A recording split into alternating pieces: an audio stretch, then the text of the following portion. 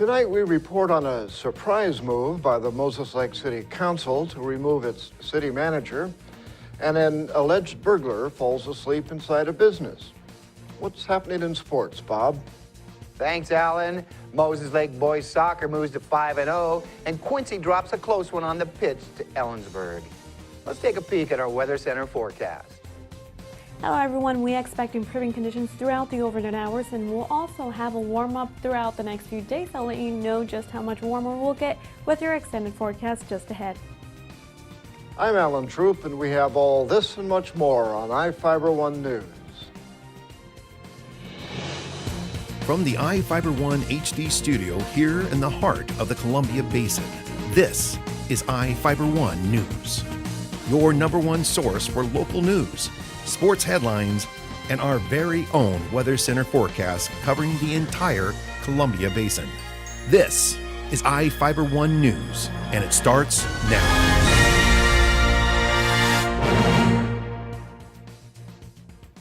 Moses Lake residents helped track down 2 people who allegedly attempted to break into a home Saturday afternoon.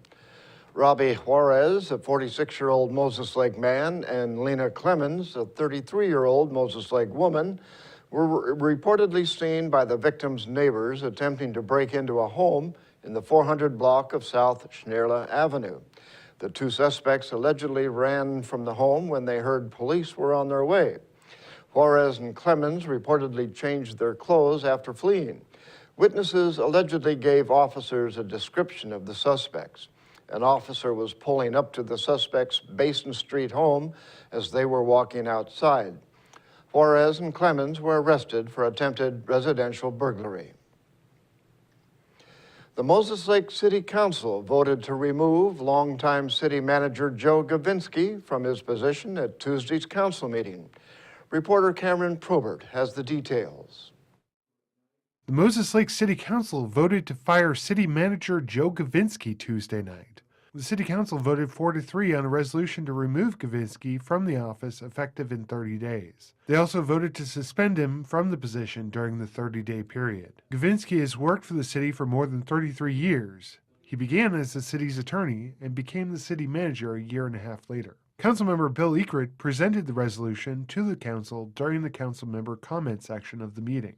The resolution stated the city council lost its trust and confidence in the city manager's ability to carry out his duties in a manner satisfactory to the city council.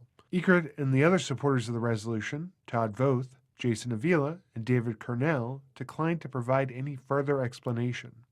Council members John Lane, Karen Liebrecht, and Mayor Dick Dean opposed the resolution. They said they were surprised by Ekert raising the issue.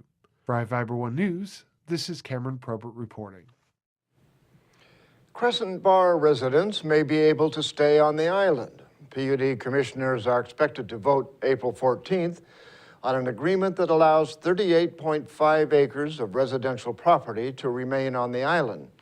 The agreement would end a 5-year-long dispute between the residents of Crescent Bar Island and the utility. If it's approved, the PUD would rent the land the residents are using for their homes to them. The remaining 155 acres would be controlled by the PUD. The remaining portion of the island will be available for the public to use. Plans for the island include a boat launch, a beach, trails, and campgrounds. The 3 Crescent Bar homeowners associations are reviewing the agreement as well. Volunteers are needed for the Moses Lake Irrigation and Rehabilitation District's annual Lakeshore Cleanup on Saturday. The event begins at 9 a.m. It is aimed at picking up trash on the shore of the lake before the water level is raised. Volunteers are asked to meet at the Moses Lake Fire Station at 701 East 3rd Avenue to receive instructions and maps of the cleanup areas.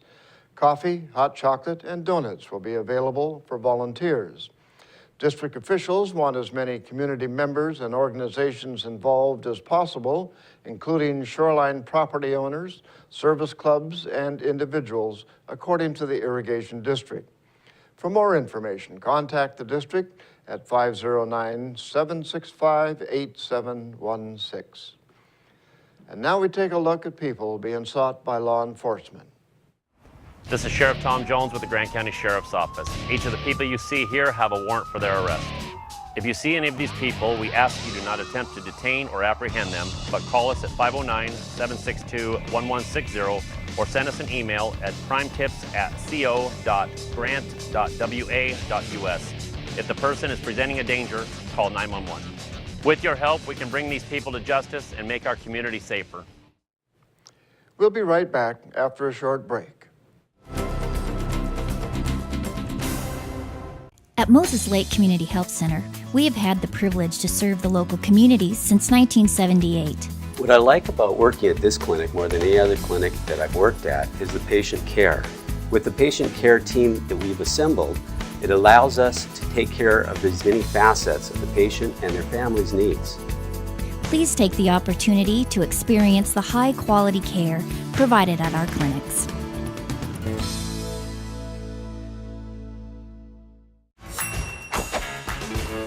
Just when I thought the blizzard couldn't get any better, DQ put the blizzard inside a waffle cone. This is mind-blowing. So when DQ asked me how I would tell the world, I said...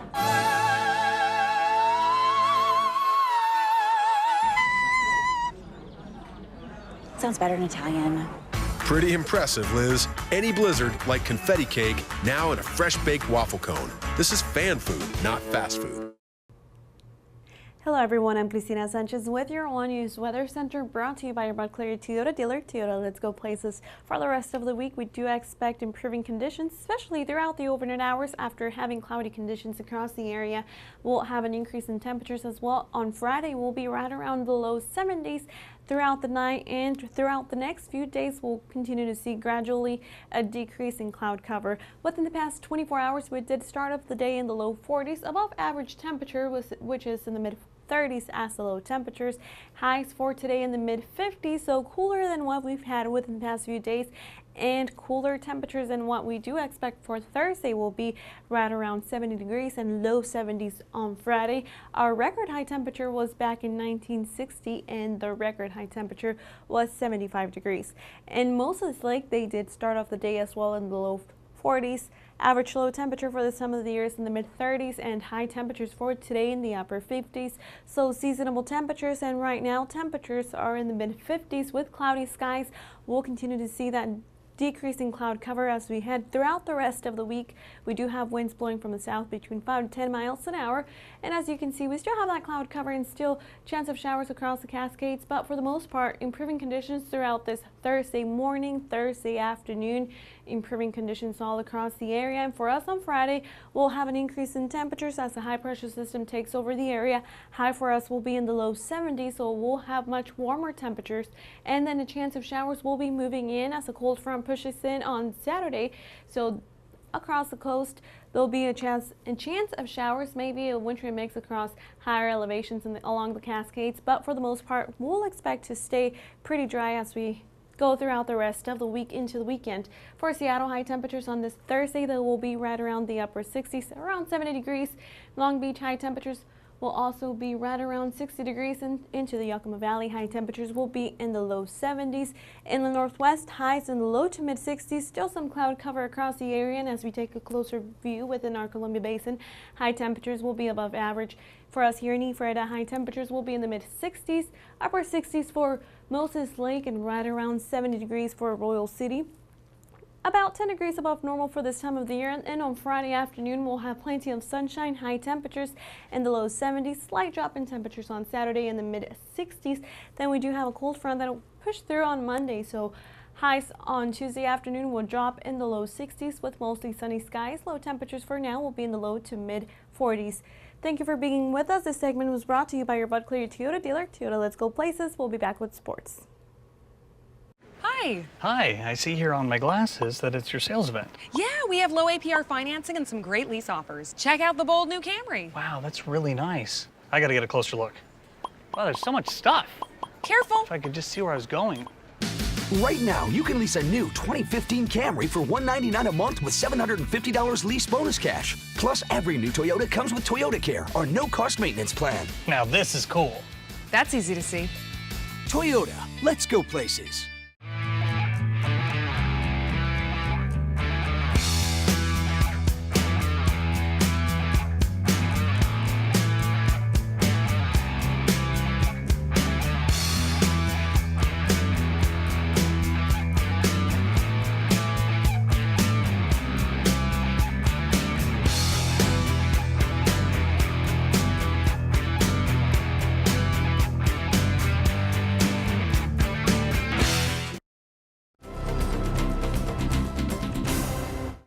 Back-to-back losses have the Quincy Jacks off to a slower than anticipated start to the 2015 season.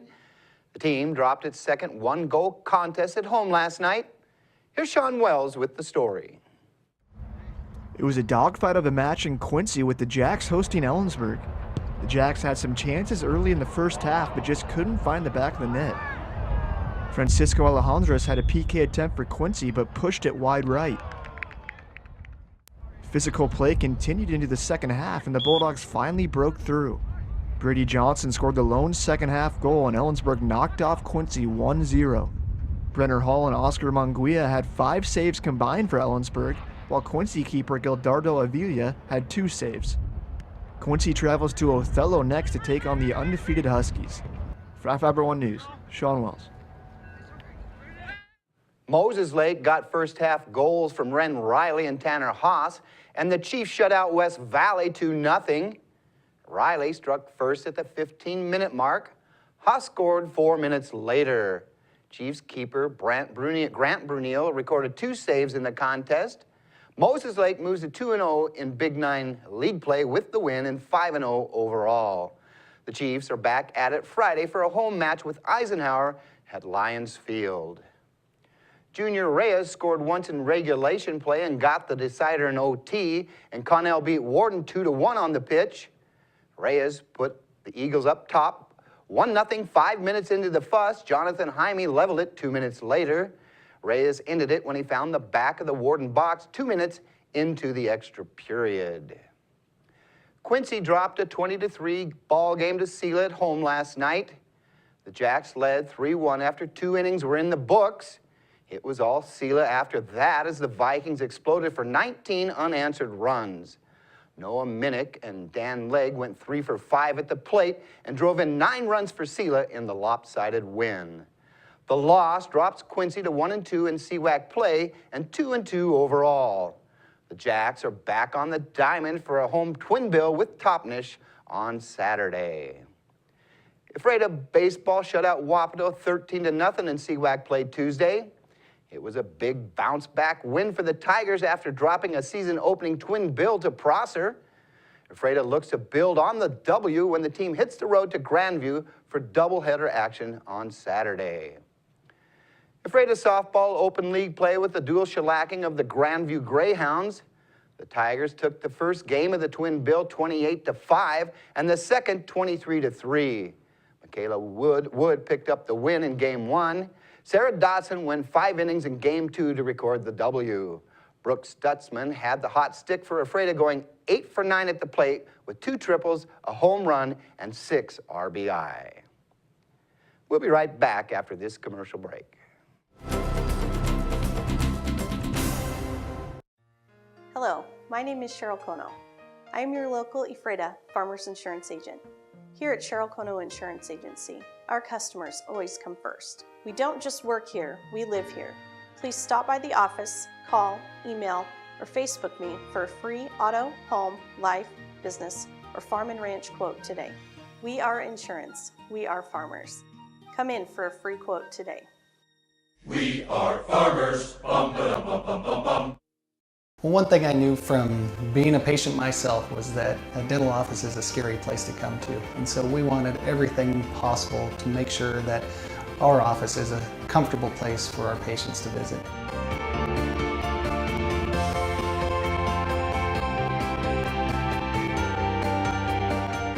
The patients that I have, my clients, have made me a part of this community, and we want to give back in every way possible.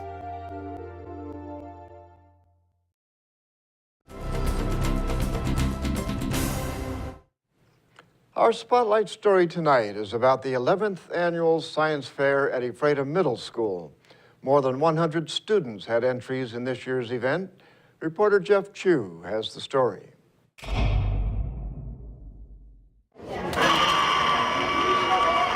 Ruthie Yanni proved that more people will recycle paper by making it fun.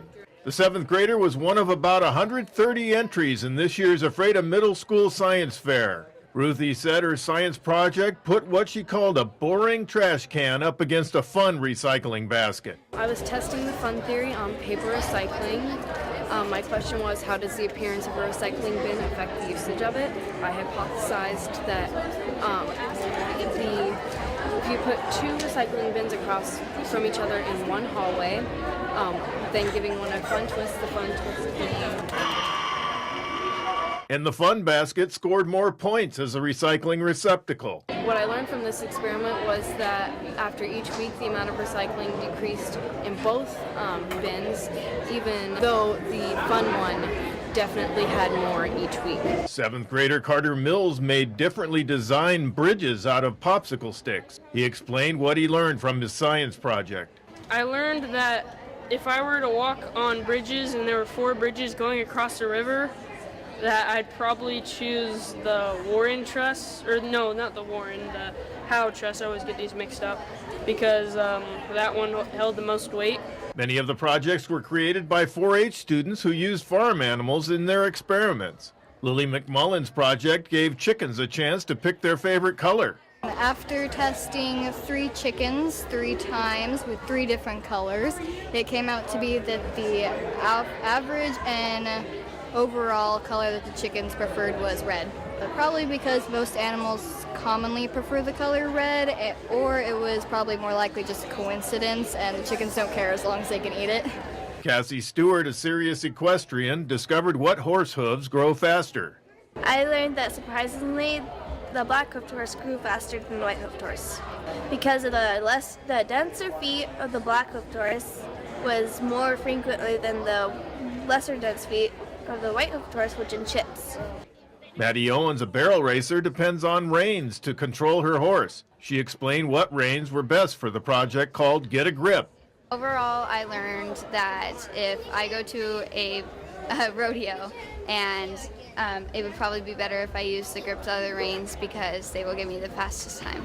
Emmy Dilling took on the issue of carbon dioxide's effects on the ecosystem. Well, I learned that we need a balanced ecosystem, and too much CO2 in a confined space could have negative effects.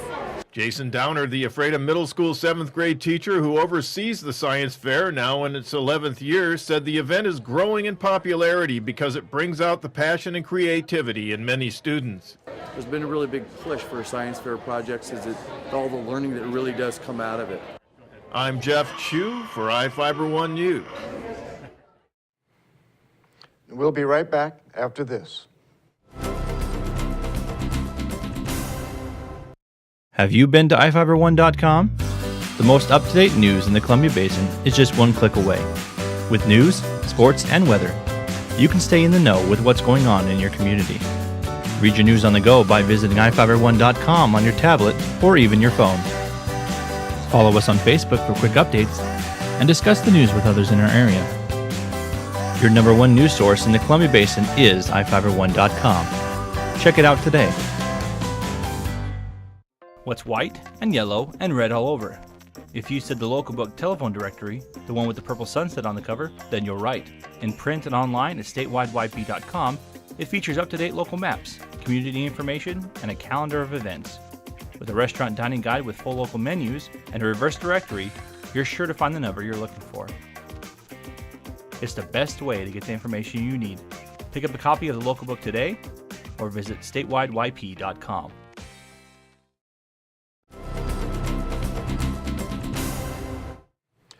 Welcome back.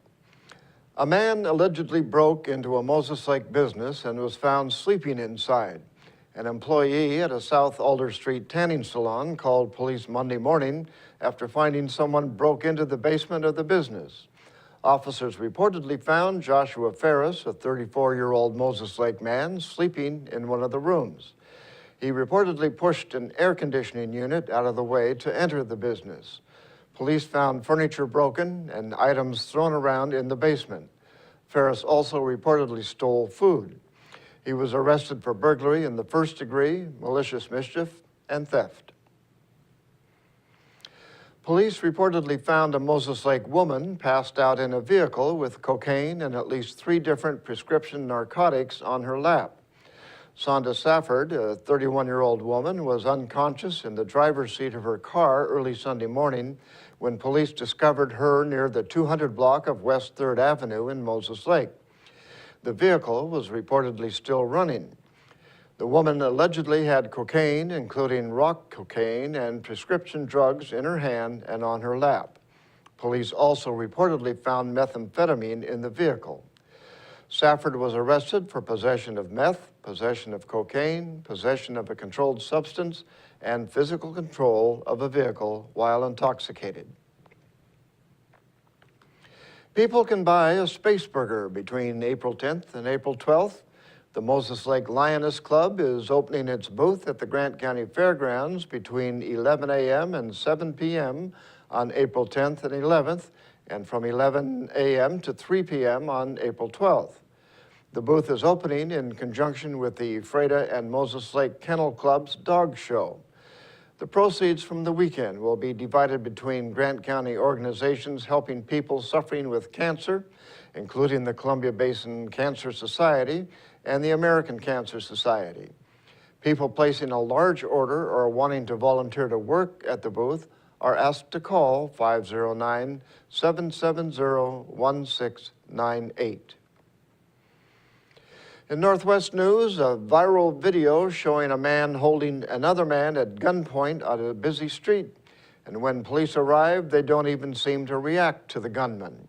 Officers say the whole thing proves things aren't always what they appear at first. Reporter Andrew Adams has the story. Joe, put the gun down now. Man on the ground, gun pointed at him.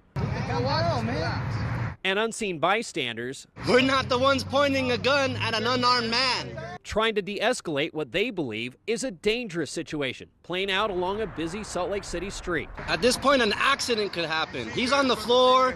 There's a bunch of us out here. There's no need for you to be pointing a gun to a man's back. The video clip, posted to YouTube and LiveLeak.com, has quickly gone viral. Over 100,000 views and 11,000 comments in just 4 days on LiveLeak. But what is this? You are too. Get that gun off of me. And why do officers not seem concerned at all with the guy pointing the gun? Put both hands out to your sides. Turn your hands up. I never would have guessed that what happened before is actually what happened. Police say it's complicated. There's 3 different things going on in this case, and you can't make this stuff up. The man with the gun, cops say, is a security guard at a nearby Rite Aid who is known to police. He was following a suspected shoplifter when he came across something else. What he thought was an aggravated assault. He saw a male with a knife kick a bicycle with another male on it and then brandish the knife. Cops say the man with the knife is the guy on the ground in the video. But here's a twist. On the other side of the story, the male that had the knife had actually, his bike was stolen, and he was out looking for his bike, and he found his bike. Police say the man was confronting who he believed to be the bike thief, just as the security guard pulled up. He took him down at gunpoint. Just in case you didn't catch it the first time. Amazingly, police say nobody was arrested. Not the guy with the gun, who cops say acted legally. Not the guy who had the knife, and not the bike thief. Neither one of them wanted to press charges on each other. The take home from this confusing tale? Police say it's an example why they always have to stay on their toes. You think you know what you're seeing when really what led up to it is completely different than what I thought. He doesn't always break the law, but when he does, it's to get around HOV lane restrictions. Maybe that wouldn't pass as a phrase uttered by Dos Equis' world most interesting man, but it does describe a situation in Tacoma. Police say a driver put a cardboard cutout of the Dos Equis spokesman in his passenger seat so that he could use the high occupancy vehicle lanes. But the driver should have used a less recognizable figure. He got pulled over anyway and now faces a $124 ticket. And that's going to do it for us here at iFiber One News. We want to thank you for watching, and we'll see you again tomorrow.